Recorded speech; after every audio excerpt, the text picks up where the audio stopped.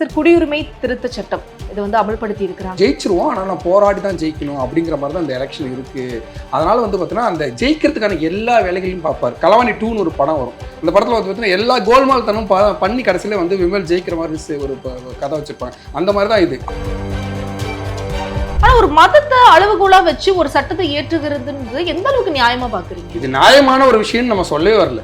இதை ஏற்றுக்கொள்ளக்கூடியவர்கள் இருக்கிறார்கள், அவங்க கண்டிப்பா ஏத்துக்கிட்டு தனக்கு ஓட்டு போடுவாங்க அப்படின்னு அவர் முழுசா நம்புறாரு. இந்த எலெக்ஷன்ல ஒர்க் அவுட் ஆகும். அதுக்கப்புறம் சிறுபான்மையர் ஓட்டு சேதனம் இல்லையா, அவங்களுக்கு சில மேஜிக் எல்லாம் பண்ணி அவங்களுக்கு சலுகை செய்யற மாதிரி சில விஷயங்கள்லாம் பண்ணி இன்னும் தர லெவல்ல கூட இறங்குவாங்க. அதுக்கெல்லாம் கூச்ச நாச்சமே இருக்கு. 10 ஆண்டுகள் அவருடைய ஆட்சியில இருந்து அவர் ஒரு சர்வாதிகாரிங்கிறது உங்களுக்கு புரியலையா? அவர் லக்னேஷ் பவன் ஒரு யோகத்துல உள்ள ஒரு சர்வாதிகாரி. இப்போ ஒரு சர்வாதிகாரின்னு சொல்றீங்க, ஆனா அவர் ஜெயிப்பாருன்னு சொல்றீங்க. ரெண்டுமே அவருக்கு நேரம் நல்லா இருக்கு. அவங்க செய்யறதே தப்புன்னு தெரிஞ்சாலும் என் ஜாதிக்காரனை ஓட்டு போடுறேன். மற்ற மக்கள் கஷ்டப்படுறத பத்தியோ மக்கள் சங்கடப்படுறத பத்தியோ அவங்க கவலைப்பட மாட்டார்கள். இப்போ நீட் கொண்டு வந்தாங்களா இல்லையா, நீட் கொண்டு வந்த பிறகு தமிழ்நாடு குதிச்சுது. என்ன பண்ண முடிஞ்சது அவங்களால? போராடுங்க, வேணாம்லாம் சொல்ல, போராட்டம் வெற்றி அடையாது.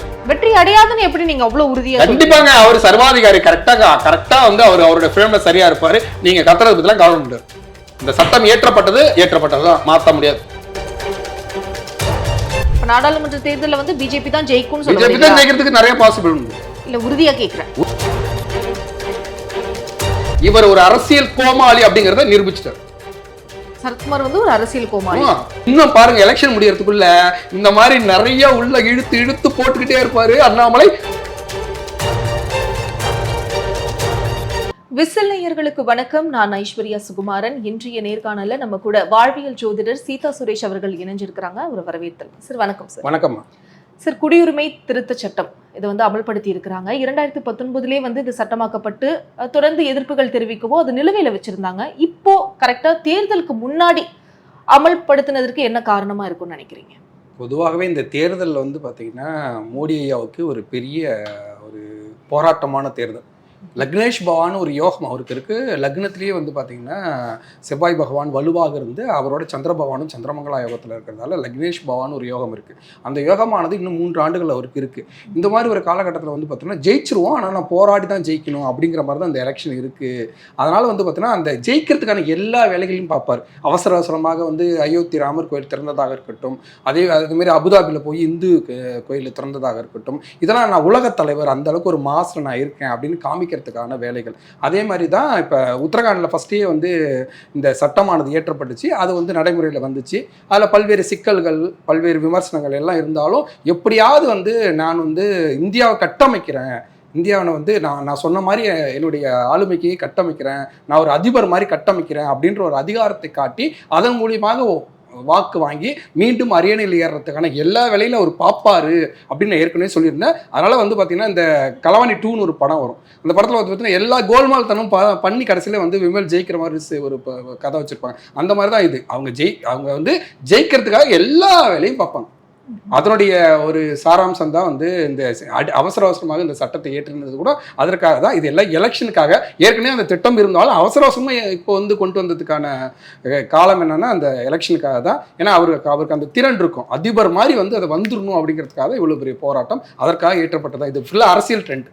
அப்போ ஜெயிக்கிறதுக்கு எந்த அளவுக்கு இது சாதகமா அமையும்னு நினைக்கிறீங்க? ஏன்னா தொடர்ந்து எதிர்ப்புகள் தான், எதிர்கட்சிகள் எல்லாருமே இதுக்கு எதிர்ப்பு தெரிவிச்சிருக்கிறாங்க. அப்படி இருக்கும் பொழுது இது எந்த அளவுக்கு சாதகமா அமையும்னு நினைக்கிறீங்க? இந்த சட்டத்தை பொறுத்த வரைக்கும் பாத்தீங்கன்னா ஒரு சாரா இருக்காங்களே, இவங்களுக்கு இந்து முன்னணி, இப்ப இந்துக்களுடைய ஓட்டு அப்படின்னு தன்னுடைய ஓட்டு பேங்கிங் இருக்குல்ல, அதை சிதறாம கரெக்டா கொண்டு வரதுக்காக சிறுபான்மையர் வாக்குகளாக இருக்கட்டும், மற்ற வாக்குகள்லாம் குறைஞ்சாலும் தனக்கு தன்னுடைய ஓட் பேங்க், இந்த ஜாதி கட்சி அரசியல்லாம் என்ன பண்ணுவாங்க, தன்னுடைய அந்த ஜாதியை சார்ந்தவர்கள் கரெக்டா அந்த ஓட் பேங்குக்குள்ளார வந்துடணும்னு கட்டமைப்பாங்க. அதே மாதிரி இந்த மதத்தை சார்ந்தவர்கள், மதவாதிகளா இருப்பவர்கள் இல்ல மதத்தை பின்பற்றுவர்கள் கண்டிப்பா சாலிடா அந்த ஓட்டை போட்டுடணும் அப்படிங்கிறத கொண்டு வந்ததுதான் இது.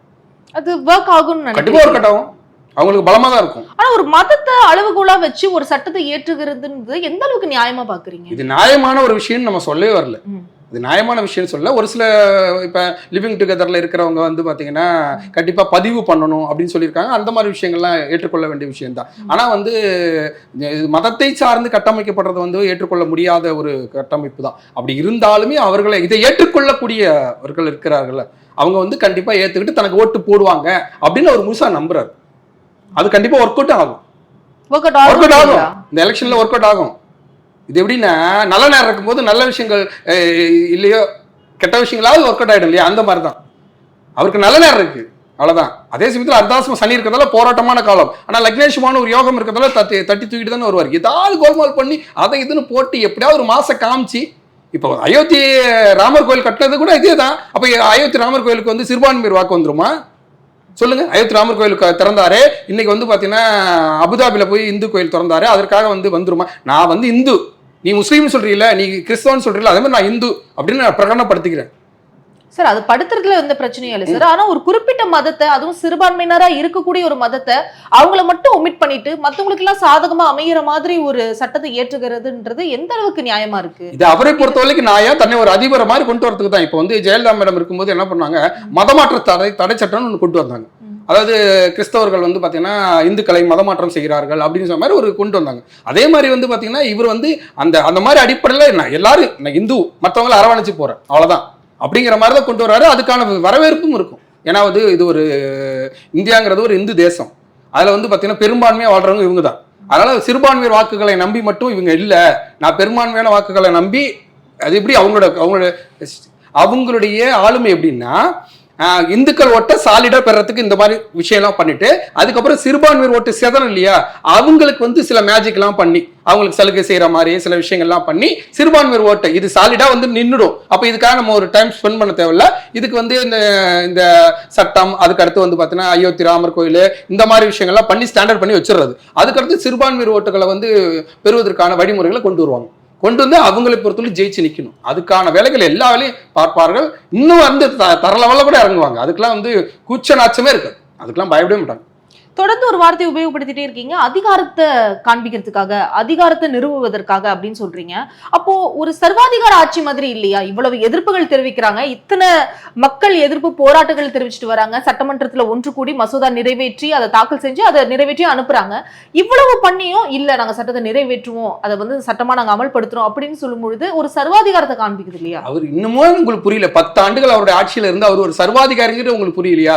அவர் வந்து லக்னேஷ் பவன் ஒரு யோகத்துல உள்ள ஒரு சர்வாதிகாரி, அது இன்னும் உங்களுக்கு புரியல. அவர் சர்வாதிகாரி தான். நீங்க எத்தனை விமர்சனங்கள் வந்தாலும் விமர்சனம் தூக்கி போட்டுட்டு அவரோட ரூட்ல அவர் போயிட்டே இருப்பார்.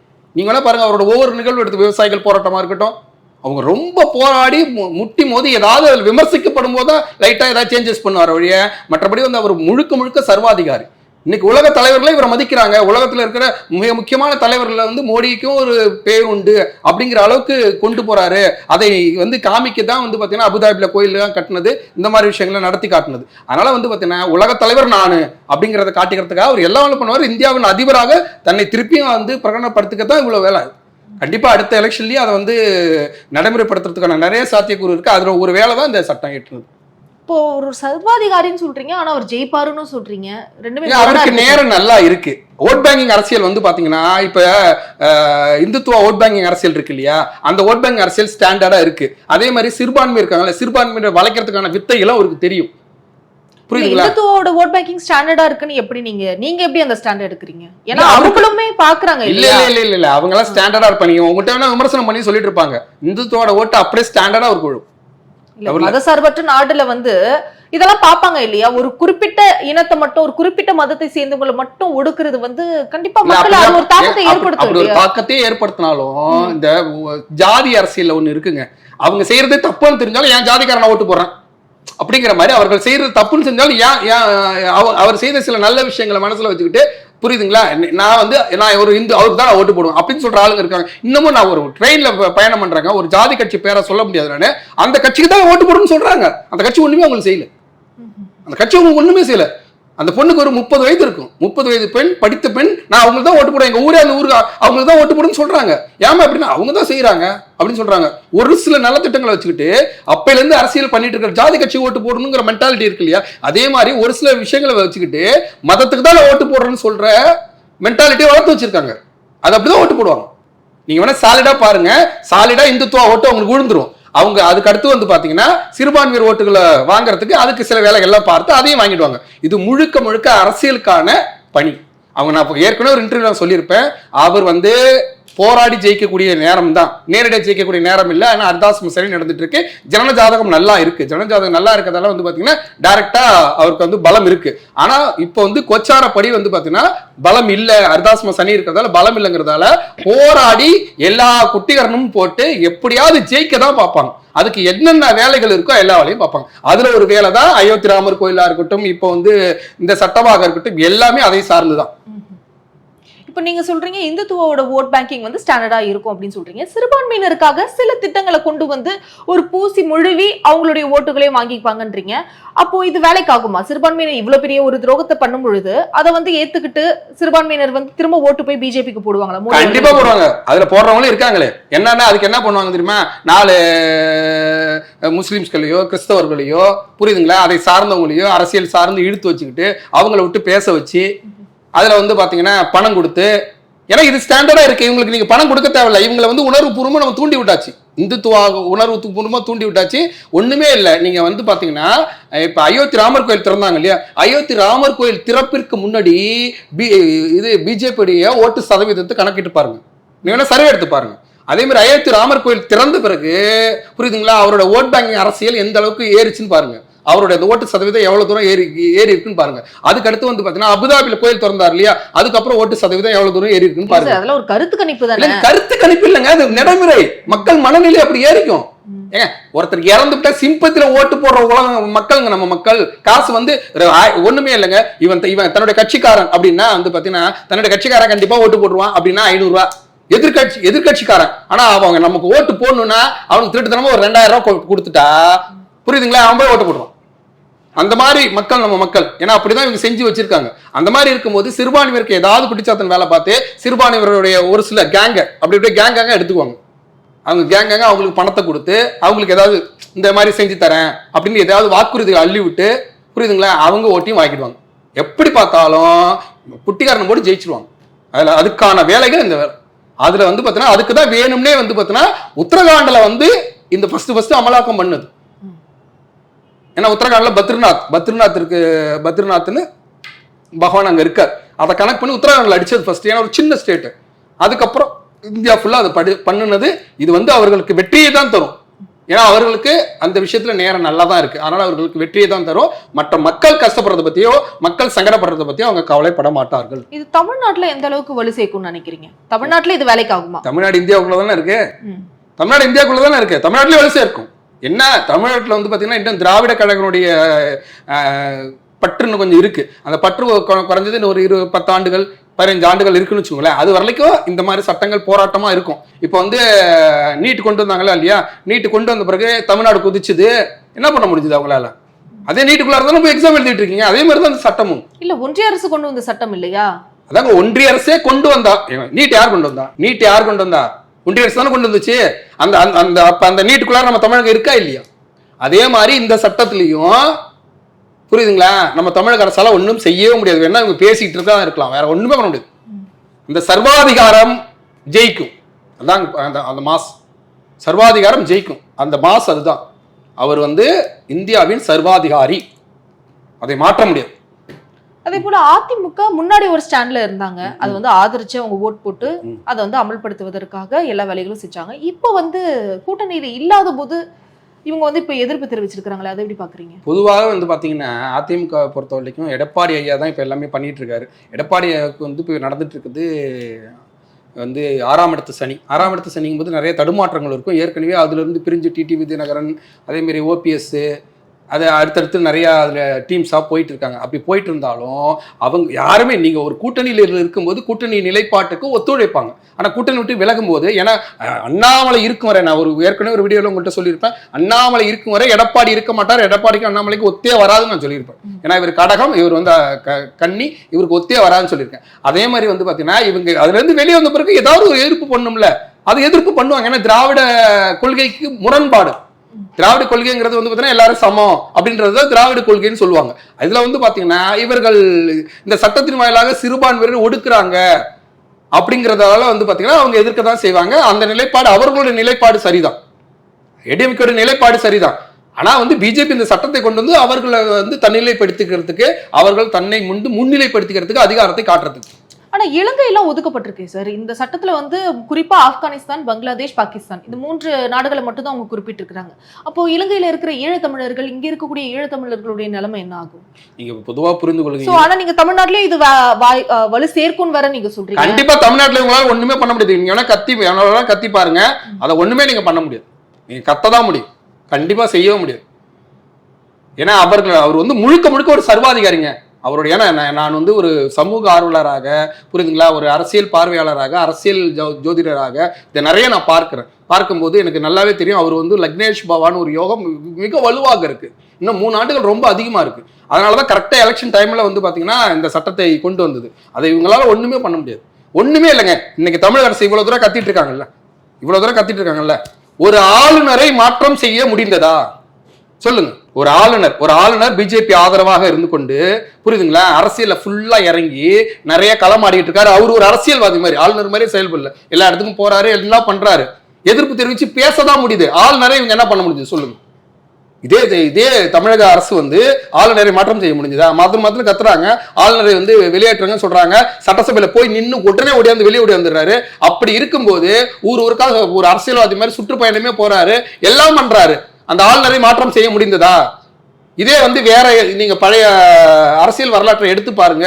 அதுல வந்து பாத்தீங்கன்னா இந்த மாதிரிலாம் இருந்தா ஆளுநரை மாற்றம் செய்திருவாங்க, புரியுதுங்களா? ஆனா இவங்களால் மாற்றம் செய்ய முடியுதா? இதே மாதிரிதான் வந்து இங்க இது பாண்டிச்சேரியிலயும் யாரு இருக்கா ஆளுநர்? தமிழிசை சவுந்தரராஜன், பிஜேபி ஆதரவாளரா. அவங்க இன்னும் அரசியல், அவங்க வந்து இப்ப அங்க வந்து தெலுங்கானால இருக்கிறாங்க. இல்ல, தெலுங்கானாவும் பாக்குறாங்க, இதுவும் பாக்குறாங்க, ரெண்டு ஸ்டேட் பாக்குறாங்க, புரியுதுங்களா? அங்கெல்லாம் வந்து பாத்தீங்கன்னா தெலுங்கானாவில் பிரச்சனை என்னது? இவங்க தான் ஆளுநரே வந்து சிஎம் மாதிரி செயல்படுறதால தான் அங்க பிரச்சனை. அவங்க தான் அரசியல் பண்றாங்க ஃபுல்லா. அந்த மாதிரி ஒவ்வொரு ஸ்டேட்லயும் பிஜேபி உள்ள போய் அவங்களோட ஆட்களை ஆளுநராகவோ ஏதோ ஒண்ண வச்சு அவங்க களமாடிக்கிட்டு தான் இருப்பாங்க. அவங்களுடைய சர்வாதிகாரத்தை காட்டிட்டு தான் இருப்பாங்க. அது ஒரு சில விஷயங்கள சரியாக கூட இருக்கலாம், ஆனா ஏற்றுக்கொள்ள முடியலனாலும் முடிஞ்சாலும் அப்படிதான் அப்படின்னு தான் அவங்க செயல்படுவாங்க. பட் இப்போ ஓவரால் வந்து தமிழ்நாட்டுல வந்து எதிர்ப்புகள் தான் தெரிவிச்சுட்டு வராங்க. நீங்க எதிர்ப்புகள் தெரிவிச்சாலும் எதிர்ப்புகளால் ஒரு துளி கூட பயன் இல்லை, பண்ணவே முடியாது. நீங்க எழுதி வைத்துக் கொள்ளுங்க. எதிர்ப்புகள் நீட்ல என்ன எதிர்ப்பு தெரிவிச்சு என்ன பண்ணீங்க? ஒரு ஆளுநரை மாற்றம் செய்ய முடிஞ்சதா? இது மாதிரி நிறைய ஒரு அடுக்கிட்டே போலாம். அவ்வளவு ஒரு லிஸ்டே இருக்கு. இந்த 10 ஆண்டுகள்ல மத்திய அரசை எதிர்த்து என்னென்ன வந்து நீங்க சரி பண்ணிருக்கீங்க சொல்லுங்க. இல்ல சார், ஒரு ப்ராசஸ்ல இருக்குல்ல சார், எதிர்ப்பு தெரிவிக்கிறதே ஒரு முதல் நீங்க எதிர்ப்பு சரிங்க, எதிர்ப்பு கத்தி என்னங்க பண்ண முடியும்? ஒண்ணுமே பண்ண முடியாது. அப்ப போராடாம இருக்க முடியாதுல்ல சார், நம்ம போராடி தானே ஆகணும். நீங்க போராடுங்க, வேணாம்லாம் சொல்ல, போராட்டம் வெற்றி அடையாது. வெற்றி அடையாதுன்னு எப்படி நீங்க அவ்வளவு உறுதியா? கண்டிப்பாங்க, அவர் சர்வாதிகாரி, கரெக்டா வந்து அவரோட ஃப்ரேம்ல சரியா இருப்பாரு. நீங்க கத்துறது பத்திலாம் கவனம் உண்டு. இந்த சட்டம் ஏற்றப்பட்டதுதான், மாத்த முடியாது. அப்போ ஒரு கட்டத்துல மக்களுக்கு இது தெரிய வராதா? ஒரு சர்வாதிகாரம் நடக்குது, நம்மள வந்து ஒடுக்க. நீங்க வந்து ஒரு கட்டத்துல உங்களுக்கு தெரிய வந்து நீங்க யோசிக்கிறதுக்குள்ள அவங்க அடுத்த கட்டத்துக்கு போயிடுவாங்க. அதுக்குள்ள நீங்க ஒண்ணுமே இல்லை. இந்த 10 ஆண்டுகள்ல பண மதிப்பீடு இழப்பீடு இதனால என்ன சாதித்தார்கள்? ஒவ்வொரு அக்கௌண்ட்லயும் 15 லட்சம் ரூபாய் போட்டாங்க, அப்படி இப்படின்னு நிறைய விமர்சனம் வந்துச்சு. அந்த விமர்சனத்தால் போன முறை வந்து ஆட்சி மாற்றமே வந்துரும் அப்படின்லாம் பேசிக்கிட்டாங்க. என்ன நடந்துச்சு? ஒண்ணுமே இல்ல. வந்து ஓட் போலிங் இருக்குல்ல, ஓட் போலிங் அரசியல்ல வந்து பாத்தீங்கன்னா திருப்பி வாக்குச்சீட்டு முறைகளை கொண்டு வாங்க, மிஷின்ல ஏதோ ஃபோர்ஜரி பண்றீங்க அப்படின்னு கத்துனாங்களே, ஏதோ மாற்றம் வந்துச்சா? இங்க மாற்றமே பண்ண முடியாதுங்க. அவங்க ஒரு சர்வாதிகாரி. இந்த சர்வாதிகாரம் வந்து பார்த்தீங்கன்னா ஒரு காலகட்டத்தில் மக்கள் புரட்சியாலேயோ, புரியுதுங்களா உங்களுக்கு, அந்த மாதிரி ஏதாவது ஒரு எழுச்சியால வந்து மாறினாதான் வழியா, அது வரைக்கும் மாற்ற முடியாது. அழுத்தம் திருத்தமா அதோட வந்து அவரோட ஜாதகங்கள் எல்லாம் தெரியும். அவர் நல்ல பலத்துல இருக்கார். வீழ்த்துறது என்பது அவ்வளவு சாமானியம் இல்லை. நான் ஏற்கனவே ஒரு வாட்டி சொல்லிருக்கேன், இந்தியா கூட்டணின்னு அமைச்சாங்க. அந்த இந்தியாங்கிற பேரே சரியில்லை. அதுல வந்து பாத்தீங்கன்னா நிறைய வந்து பிளவுபடும், புரியுதுங்களா? ஒரு பக்கம் வலி சேர்த்துட்டே போவாங்க, ஒரு பக்கம் பிச்சுக்கிட்டே நிற்கும், புரியுதுங்களா? ஒரு ஸ்டேட்டு 2 ஸ்டேட்டு ஒரு நம்ம 100 தொகுதியை பிடிக்கிறேன், 150 தொகுதி பிடிக்கிறேங்கிறது இல்லை, மொத்த தொகுதியும் பிடிக்கணும். அதுக்கான வலு அவங்கள்ட்ட இல்லை. இந்தியா கூட்டணிட்டு அந்த வலு குறைவாக இருக்கு. இவங்க அதுக்கு தகுந்த மாதிரி அவங்க கொஞ்சம் வலுப்படுறதுக்கு முன்னாடி இவங்க இன்னும் விளையாண்டுகிட்டே இருப்பாங்க. நாடாளுமன்ற தேர்தலில் வந்து பிஜேபி தான் ஜெயிக்கும், பிஜேபி தான் ஜெயிக்கிறதுக்கு நிறைய பாசிபிள் உண்டு. இல்ல உறுதியா கேக்குறேன், உறுதியா அவங்க தான் ஜெயிப்பாங்க. பிஜேபி தான் ஜெயிப்பாங்க. 2024 அவங்க தான் மீண்டும் பிரதமர், அவர் தான். அதுக்கான வேலை தான் இவ்வளவு. மீண்டும் மோடி தான் பிரதமர், வாய்ப்பே இல்லை, மாற்றமே இல்லை. தமிழ்நாட்டிலயும் வலு சேர்க்கும்னு சொல்றதுதான் எனக்கு ஆச்சரியமா இருக்கு. இப்போ ஓகே, ஓவரால் வந்து வட மாநிலங்கள்ல அவருக்கான மாஸ் வந்து அதிகமாவே இருக்குன்னு நம்ம அது மறுக்க முடியாது. தமிழ்நாட்டிலயும் வலு சேர்க்கும்னு சொல்லும் பொழுதுதான் அங்கதான் எனக்கு தமிழ்நாட்டுல இந்த சட்டம் வந்து வலு சேர்க்குன்னு நான் சொல்ல வரல. தமிழ்நாட்டுல இந்த சட்டத்தை நீங்க மாற்ற முடியாதுன்னு சொல்ல வரேன். தமிழ்நாட்டிலும் இந்த சட்டம் இருக்கும், இந்த சட்டத்தை உங்களால் மாற்ற முடியாது, கத்தத்தான் முடியும். என்ன ஒண்ணு இந்த முறை தமிழ்நாடு எப்போதுமே வந்து தமிழகத்துல வந்து திராவிட கழகங்கள் வந்து பாத்தீங்கன்னா அவங்க வந்து 39 தொகுதி பிடிப்பாங்க, 39க்கு 37 பிடிப்பாங்க, 38 பிடிப்பாங்க. இந்த முறை வந்து பாத்தீங்கன்னா குறைவாங்க. அவங்க வந்து கண்டிப்பா 10-12 அளவுக்கு போறதுக்கு கூட வாய்ப்பு இருக்கு. பிஜேபி தமிழகத்துல வேரூன்றுவாங்க.